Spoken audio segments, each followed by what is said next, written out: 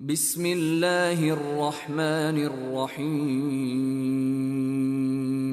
قول معروف ومغفرة خير من صدقة يتبعها أذى والله غني حليم. Assalamu alaikum. May peace be upon you. The first thing that I wanted to touch on, and I will be coming back to quite frequently, is this greeting of ours. We say, may peace be upon you. Assalamu alaikum. We say this so much times in a day, maybe we become desensitized to what it actually means and to what responsibility that it bestows upon us. We have become so desensitized to this greeting, we don't realize how beautiful it is. On the way here, when I had landed in Montreal, I was honored to be in a car with Brother Jawad and Brother Mahmoud Abdel-Rauf, and he touched on this concept that when you make a prayer, when you make a dua, when you make a supplication to God, you have a duty to work in the direction of what you have prayed for. Now, when I say may peace be upon you, I am making a prayer. I am wishing that peace be upon you. But what do I actually do to achieve this peace? And when you reply to me, may peace be upon you too, we have made a connection. We have made an oath onto each other that we will be willing to work towards bringing peace to each other. But how much do we apply this? And how much do we think about this? It's so beautiful, but we don't even realize it. In the topic of forgiveness and reconciliation, our greeting of Assalamu alaikum also has a bearing on that. Because what is peace? Peace is the best thing that you can wish upon someone. Peace is, in my opinion, what every single human being wishes to achieve in this life in whichever way they think is best to achieve peace, right? Because happiness, what does it do? It gives you peace. Everything that you chase, you're looking for content and satisfaction. So if there's someone that you have had a problem with, someone that has wronged you in any way, if in the event that you say to them, Assalamu alaikum, you wish peace upon them, you have put everything in the past aside and you have made an oath to bring peace to that person. So when we talk about figures like Malcolm X, when he got up on the podium and he said, Assalamu alaikum, in the way that he would say it, he truly put his life, his work, and he was committed to bringing peace. And he ended up dying for it. He was assassinated 8 days and 49 years from today, if my maths is correct. Yeah, yeah, 8 days and 49 years from today. He was assassinated, unfortunately, for what he was bringing and fighting to bring for the people. I was raised in Great Britain, right? So a lot of what I say and what I feel, we are a sum of our experience. Everything that we have been through is what makes us who we are and how we think today, right? So me being from Great Britain, a lot of what I say may apply more to the people of UK. But I believe that most of it, if not all of it, will be applied to all regions of the West and all regions of the world. My ancestry is mixed of Somali, pretty much Somali, and Indian. I came to the UK when I was 1. I was born in Kenya. When we're talking about Great Britain is, to me, the belly of the beast, right? They colonized 2/3 of the world. And a lot of us have this mindset that colonialism, exploitation is a thing of the past. It no longer continues. The empire no longer thrives off of what it was built on and what it was seeking to achieve. There's no more racism, no more white supremacy. A lot of people are of this opinion. Is it true? Of course it's not true. How much have we been conditioned? To what level does it affect us? Are we oblivious? Are we oblivious to the effects of racism and white supremacy on us? Of course we are. We look at our own people as his name was Norbert Mao in the documentary, as he touched on, right? The people of the West are conditioned to look at the people of the East, Africa, Asia, everyone who is not from the West as barbaric, right? It is so deep that our very language is colonized. the effects of racism or the concept of racism and white supremacy is in our very language. The word barbarian, do you know where it derives from? It derives from a term, Berber. Berber was a term that the Greeks used, right, to label the people who used to speak a foreign tongue. So at first, it was just an identity of the people who cannot speak Greek. Now, barbarian has become synonymous with savagery and inhumanity, right? It comes from the very concept that if you are not from where we are from, if you do not speak our language, you are a barbarian, you are savage, right? And your level of civilization, your mentality, your intellect is judged on your ability to speak English, to speak a Western tongue, right? Your very potential, it teaches you that, this mind state pushes that your very potential is limited by your skin color. And the most civilized that you can become is being able to speak English with fluency and eloquence, sorry. So it is so deep that our very language, right? These ideas are so embedded in our language, or the language that I am speaking right now. We are so conditioned and we don't even realize it.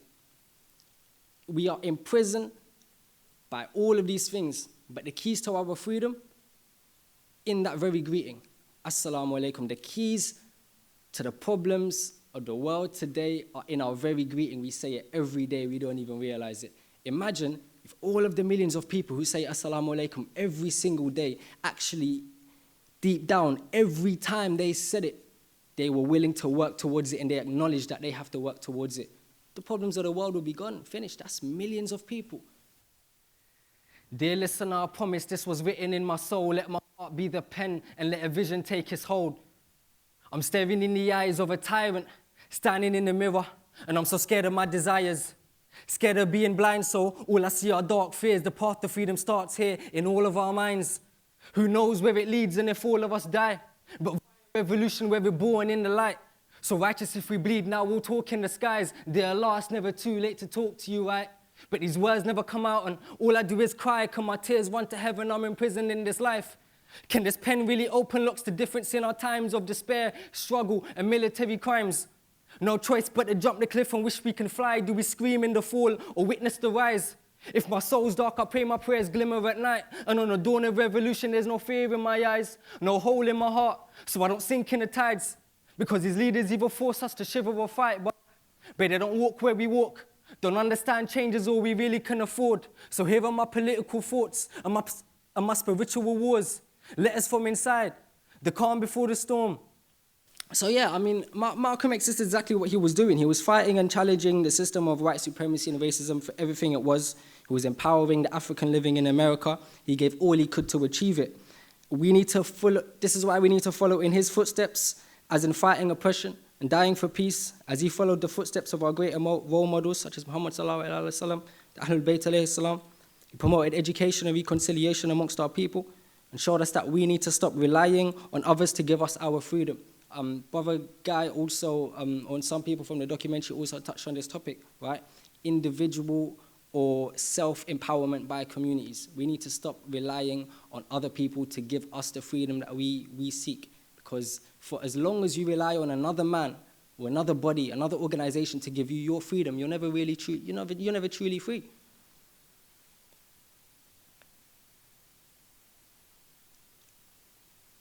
So when we talk about ideas of forgiveness and reconciliation at an individual level,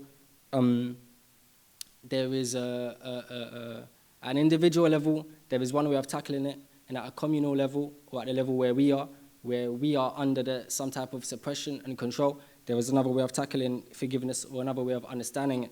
Because to me, in my opinion, forgiveness does imply that the perpetrator will stop and even more so wish to reverse the effects of whatever it is that he has done wrong. But if we are still in a position where we are still being suppressed in a way, there's what they call neo-colonialism, we are still being exploited, and the powers that be haven't properly tried or attempted to, they can't really reverse the effects of 300, 400 years of colonialism and exploitation, right? But if they are still continuing it, and we seek to reconcile with these people right now, today, in this time, we are actually giving away the empowerment. We are putting our empowerment in a box and giving it away. The second piece that I'm going to do is called Ignorance is Bliss. It's an explanation of a lot of the things that I have been through and a lot of things that I've observed and a lot of things that I have seen. You can say it's a reconciliation with oneself, and it's a statement of seeking reconciliation amongst the community. It was the night Mum had to bring the candles out. We could have sat under the stars, but the madness was out. That's why we made playgrounds out of buildings broken. See, they adapted well, never really broke bones, but all these children were broken. Though inside they were burning, some thought process later, everybody's smoking weed. We grew up together and by default we should be on the same team, so why are you fighting with me for? Most of us kids could have blown like a C4, but we just fight until we see 4 figures in our eyes, cause 4 figures ain't enough to survive, so you gotta be able to see before you see signs. Presented with contracts we ain't able to read, but everybody signed. I just let the devil in my life. What the hell did I do? I let the devil in my life. Now we won't spare my love, and we went through phases. I guess everything does. I remember sunny days and dark nights, but I guess everyone does. So my family looked at me bleeding like, but that's everyone's blood.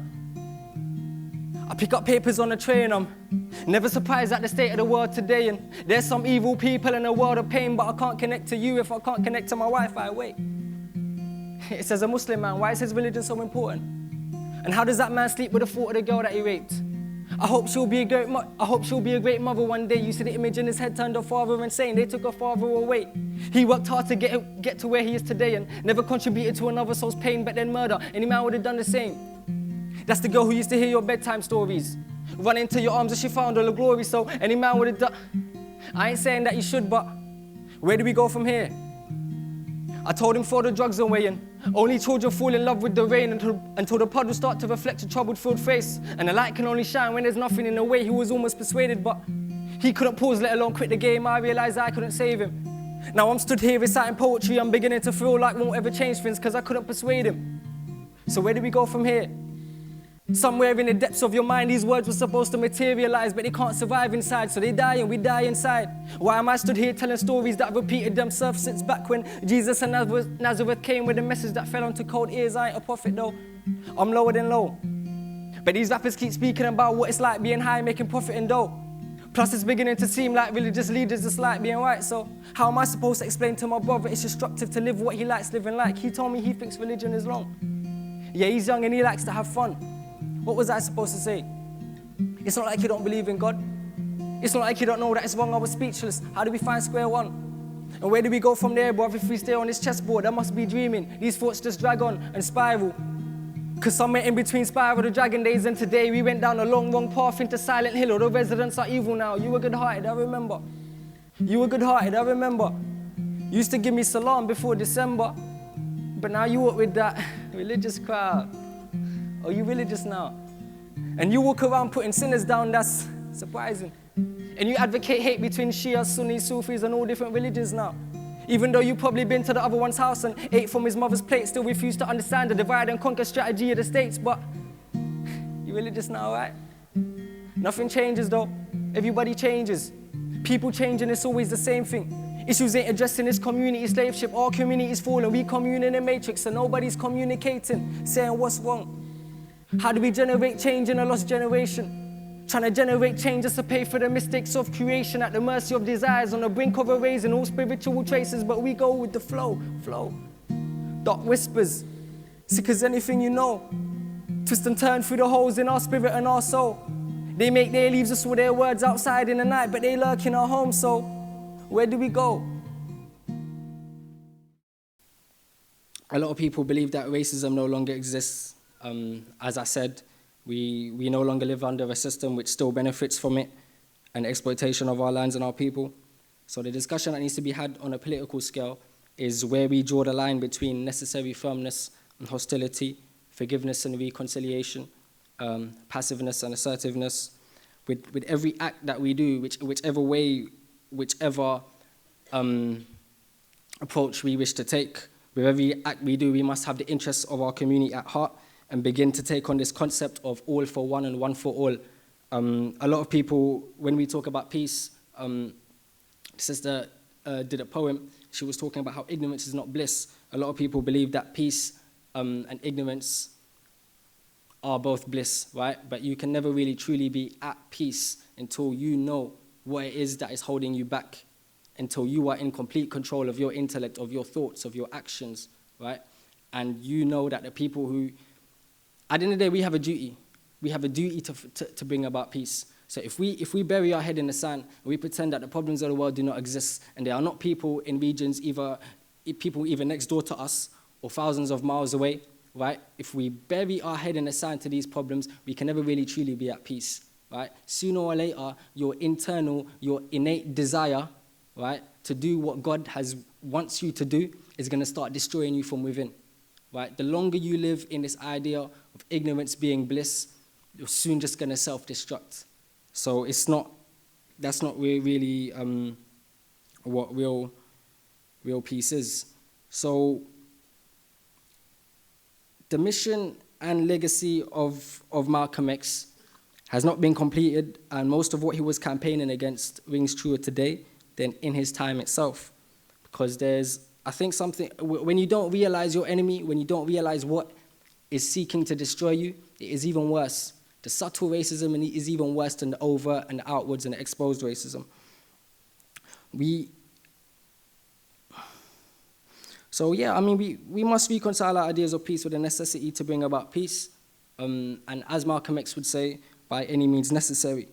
The reason the true inspiration of Malcolm X is undermined in the mainstream media is that his thoughts and ideas were so dangerous to the system of power, right? He is sidelined on a major level, and it's beautiful what TMA, what journalists for human rights are doing, letting it be known, right? Giving him the platform that he deserves. In fact, we can't give him a platform. He took the platform. He took it by force, right? And they call him the most dangerous black man in America. But still, they undermined the effects that he had and the way that he had completely transformed the people. The last piece I'm going to do before I leave you guys is what you have heard many times today. Trademark phrase, by any means necessary, and the title in brackets, white supremacy. So yeah, let's get straight into it. Times have changed. Let me rewind to the days not so long ago as you may think that our people were enslaved. And I can bet that you just visualize the black and white image with a ship full of Africans in chains, but it's not always that is the case. I could have been speaking of today, though we'll come back to that. For now, let's go to that place where a long-lived nightmare was a reality we like to ignore, where the black man was an asset to the white and nothing higher or more, with a past and a back full of gore, 300 years of a Holocaust, and this is a time for you to cry and mourn. This is the time we bring the people to life like the sky when it's dawn, because it was exactly sympathy that the Mau were fighting for. They fought so they can reclaim the humanity that was taken from them. How can you call men violent animals after instilling your hatred in them? Put them in cages explaining that they are lower forms of the Homo sapien, so justified your oppressive relations to them with the thought that the whiter the skin, the higher the status of men. So now we hate to be reminded of our blackness every time we take a look at our faces again. Being lighter is nicer. It's the thing we seem to accept. But again, I seem to be skipping ahead. And times have changed. We can go further back to the times of Garvey, or a little less to the rise of the Black Panther Party, but let's flip the page and go back to when Malcolm and Martin tried to make us see that your dark skin was a beautiful gene before racism was paintbrushed under the carpet. So it was after a long period that the youth were asleep that Martin had a vision, and of course it was a beautiful dream, but Malcolm reminded us that if you have to, then you must shoot to be free. And they call that crude and extreme. But let me enter the mind state of an ex-slave after the trade was abolished. A sign that says no niggers or dogs are a thing very usual to see. I would love to sit here and listen to you explain what the Constitution reads, but words are just words. I demand that you prove them to me. Because though I've had my language, culture, history, name and religion removed from me, love is the best thing that you looted from me. That was my grandfather that saw his wife and children executed at sea. Imagine that. So calling the rage of the oppressed irrational just sounds a little too deluded to me.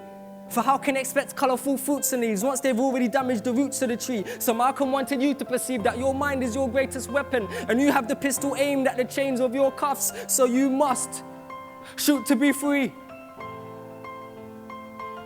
But have times changed?